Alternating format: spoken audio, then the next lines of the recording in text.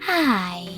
In front of me is Redmi 12 and today I would like to show you how you can turn on and use voice typing.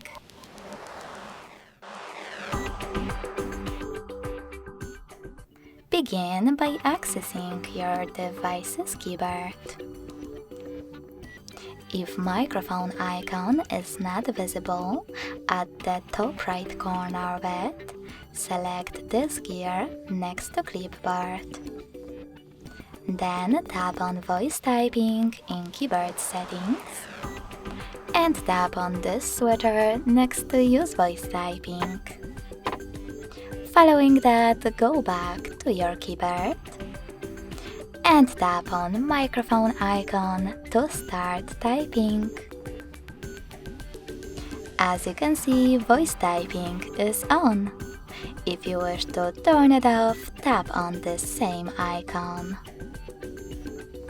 Thanks so much for watching. If you enjoyed this video, don't forget to leave a like, comment and subscribe.